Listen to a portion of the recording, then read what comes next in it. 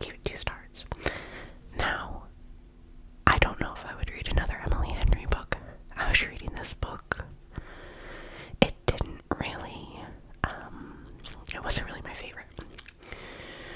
Now, the second book that I read this year was not on my Kindle, but I don't have the physical copy because I loaned it to my friend. We went to dinner last night and I was telling her about the plot of the book. Now, I didn't give a synopsis for Funny Story, probably because I didn't like it, but I'll talk about, like, the plot of other books that I did read. So, the second book that I read this year was called All Fours by Miranda July. All Fours, I gave 4 stars. I gave it all 4s. So funny. I really liked that book. I liked her writing.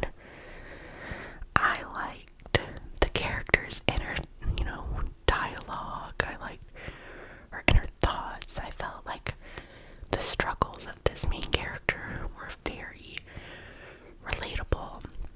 I'm gonna search it on here and we'll find the synopsis and read it together. Okay. Oh. Can you work? Okay, here we go.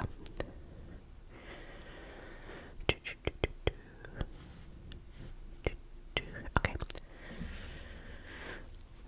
So, the New York Times best-selling author returns with an irreverently sexy, tender, hilarious, and surprising novel about a woman upending her life. I'm not going to read all of the blurbs for it. Okay. A semi-famous artist announces her plan to drive cross-country from LA to New York 30 minutes after leaving her husband and child at home. She spontaneously exits the freeway, checks into a nondescript motel, and immerses herself in an entirely different journey. Miranda July's second novel confirms the brilliance of her unique approach to fiction. With July's wry voice, perfect comedic timing, unabashed curiosity about human intimacy, and palpable delight in pushing boundaries, All Four tells the story of one woman's quest for a new kind of freedom. Part absurd entertainment, part tender reinvention of the sexual, romantic, and domestic life of a 45-year-old female artist.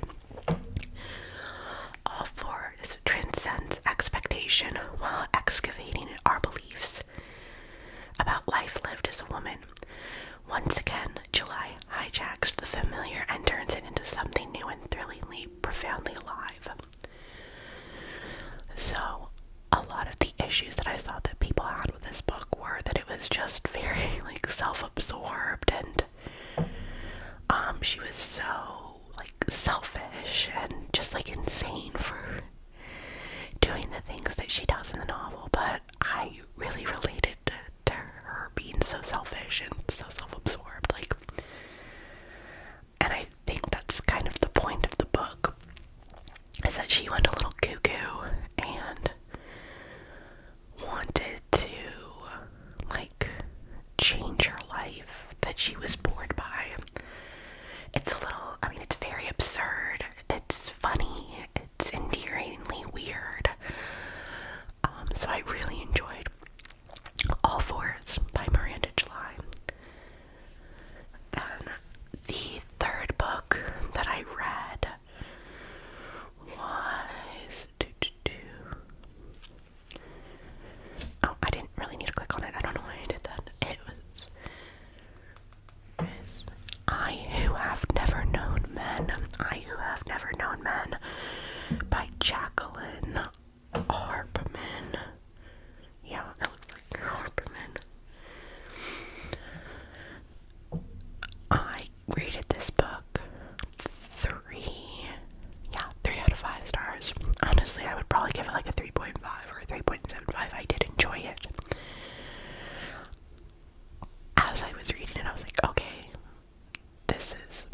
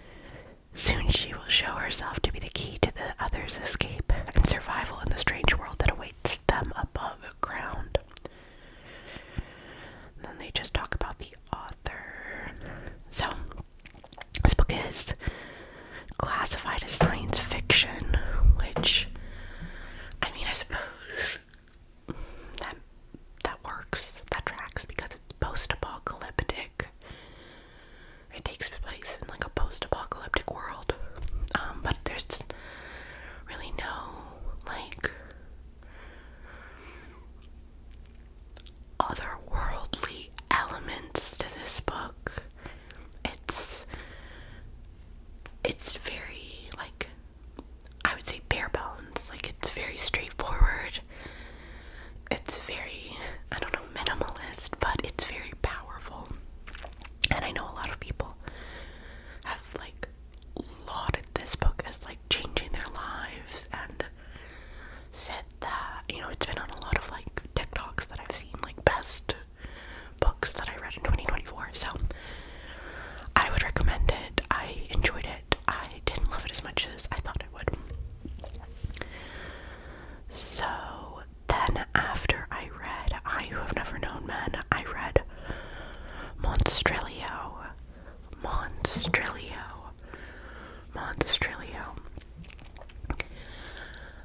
I rated Monstrilio 5 stars. I loved this book, and I just randomly found this book. I think I found it because it was recommended for readers of I Who Have Never Known Men. It's like, if you enjoyed I Who Have Never Known Men, you'll enjoy Monstrilio. I loved the pace of this book. I struggle with slow-paced books. My attention span is fried. I liked that it was told from the perspective of 4 different characters. It was really interesting to see like the thoughts and the turmoil that each character experiences, and also learn about the characters' thoughts of everyone else that tells part of the book, part of the story. Let me read the synopsis.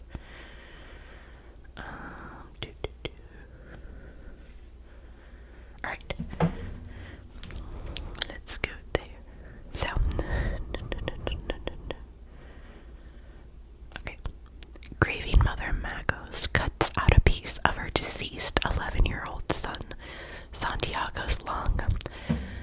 Acting on fierce maternal instinct and the dubious logic of an old folktale, she nurtures the lung until it gains sentience, growing into the carnivorous little Monstrilio she keeps hidden within the walls of her family's decaying Mexico City estate. Eventually, Monstrilio begins to resemble the Santiago he once was, but his innate impulses, though curbed by his biological and chosen family's communal care, threaten to destroy him. This fragile second chance at life. A thought-provoking meditation on grief, acceptance, and the monstrous sides of love and loyalty. Gerardo's Mano Cordova blends bold imagination and evocative prose with deep emotional rigor. Told in 4 acts that span the globe from Brooklyn to Berlin, Monstrilio offers with uncanny clarity a cathartic and precise portrait of being human. So, like I said, I was surprised by this book, but 5 stars. Loved Monstrilio. Whenever I've told people the plot of this book, and I literally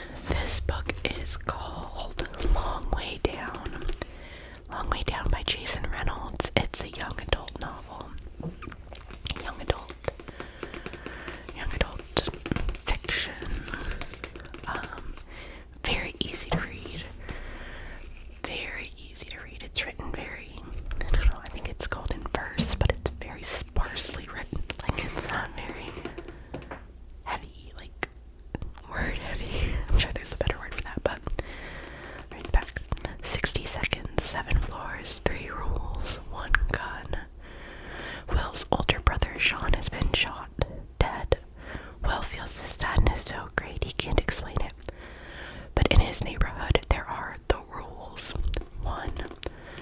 Number one, crying. Don't, no matter what. Number 2, snitching. Don't, no matter what. Number 3, revenge. Do, no matter what. But bullets miss. You can get the wrong guy, and there's always someone else who knows to follow the rules. So this was a super short read. Super short, easy read. I read it in one afternoon, and I gave it 3 stars. It has a lot of accolades, and I think that it's a good book, and it's poignant, and it's a very interesting concept. It's told over the course of a minute. It takes 1 minute of time that the story takes place over. So, or like the bulk of the story. But it's very, it's very well written. It's very, it's a powerful concept. Again, I just don't think much happened, so, but I think it is a good book. So, 3 stars for that. Some of the other books I got. I haven't read any of these that I'm about to show. So, Tender is the Flesh by Augustina Basterica. I'm sure I butchered that. I saw this in a lot of TikToks. This is classified as a horror novel. Or, yeah. Now, Monstrelia was technically classified as horror as well, and it's a little odd, a little uncomfortable, but I wouldn't say it was like scary. Is there a... Okay.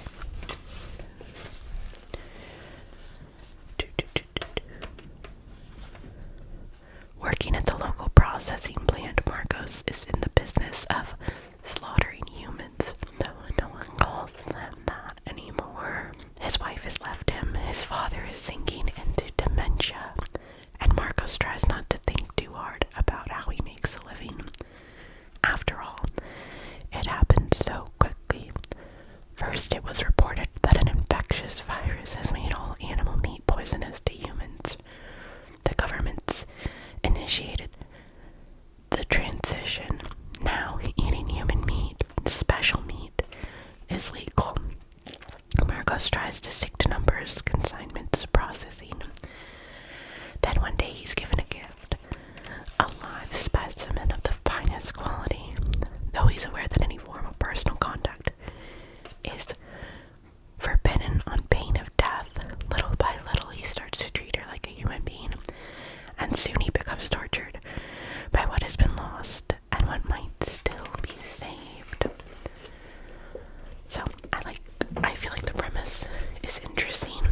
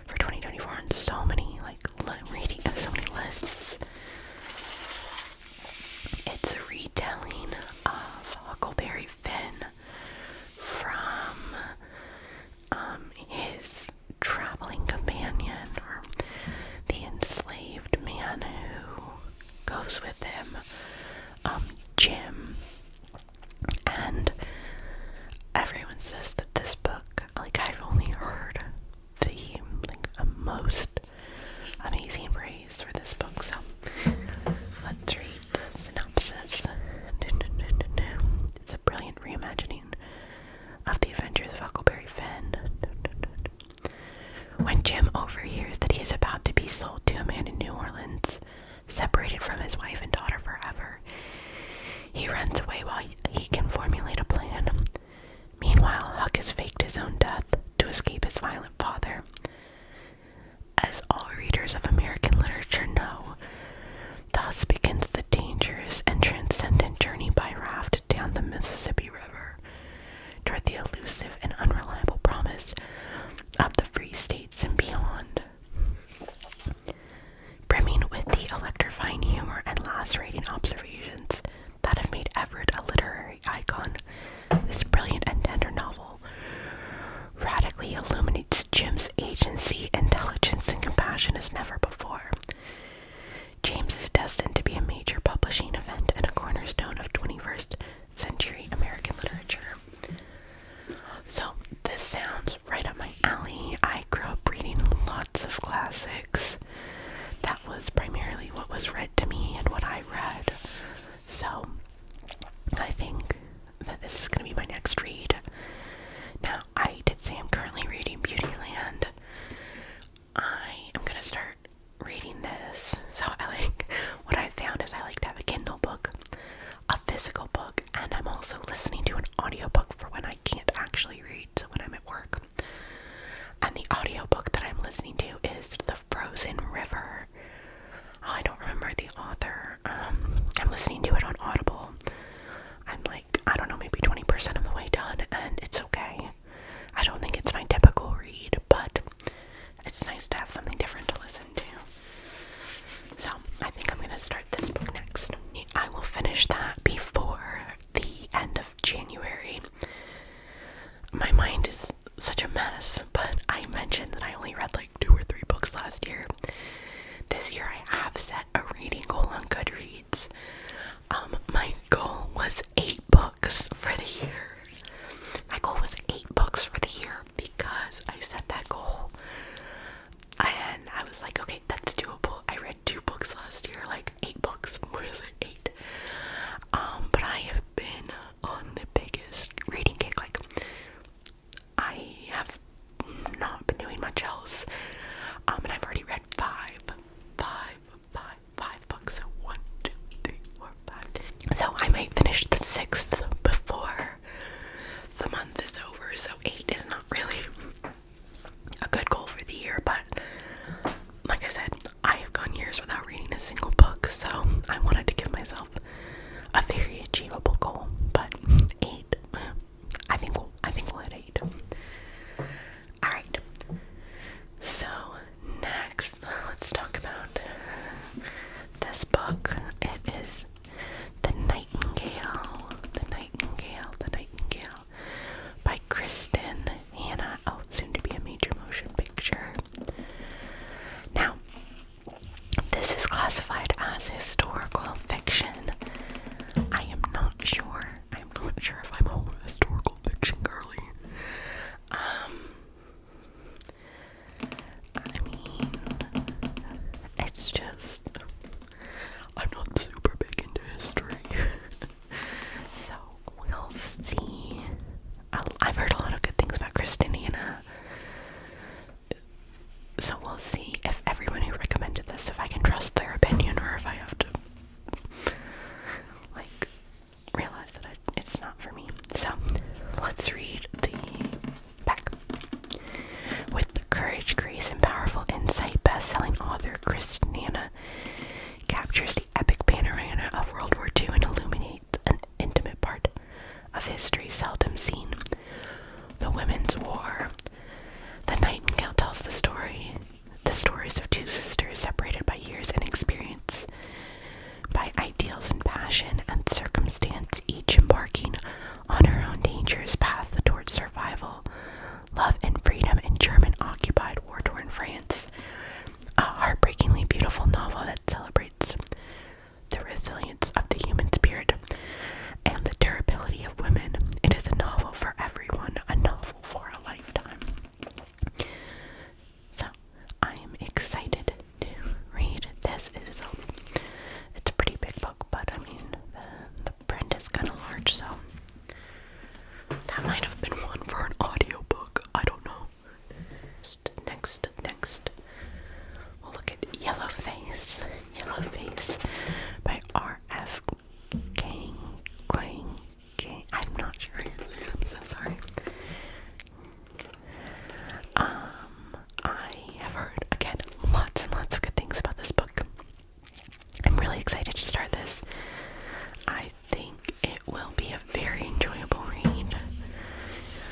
So let's read the back. Authors June Hayward and Athena Liu were supposed to be twin rising stars, but Athena's a literary darling, and June Hayward is literally nobody. Who wants stories about basic white girls, June thinks. So when June witnesses Athena's death in a freak accident, she acts on impulse. She steals Athena's just-finished masterpiece, an experimental novel about the unsung contributions of Chinese laborers during World War I. So what if June edits Athena's novel and sends it to her agent as her own work? So what if she lets her publisher rebrand her as Juniper Song, complete with an ambiguously ethnic author photo? Doesn't this piece of history deserve to be told to whoever the teller? That's what June claims, and the New York Times bestseller list seems to agree. But June can't get away from Athena's shadow, and emerging evidence threatens to bring June's stolen success down around her. As June races to protect her secret, she discovers exactly how far she will go to keep what she thinks she deserves. With its totally immersive first-person voice, Yellowface grapples with questions of diversity, racism, and cultural appropriation, as well as the terrifying alienation of social media. R.F. Kuang's novel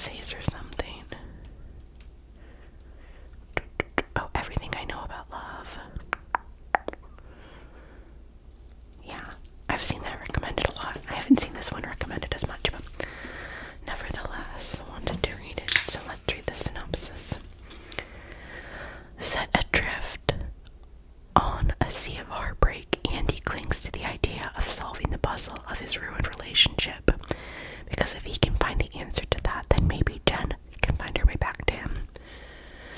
But Andy still has a lot to learn, not least his ex-girlfriend's side of the story. In this sharply funny and exquisitely relatable account of romantic disaster and friendship, Dolly Alderton offers up a love story with two endings, demonstrating once again why she is one of the most exciting writers today and the true voice of a generation. Oh damn, sorry girl, I just said Sally Rooney was the voice of a generation. Okay, you can be the voice of the generation too. The last two books were gifts from my friend. I'm actually really excited about these. So, this first book, I've never read like a self-help book before, or like, I don't know, is that what this would be called, a self-help book? I've only ever read like fiction. I don't know, I have such tunnel vision when it comes to reading. But this is, it's Atomic Habits, Tiny Changes, Remarkable Results, an easy and proven way to build good habits and break bad ones by James Clear. I really like that. That is what I need. This is my year of reinvention and of breaking bad habits and building good habits. So,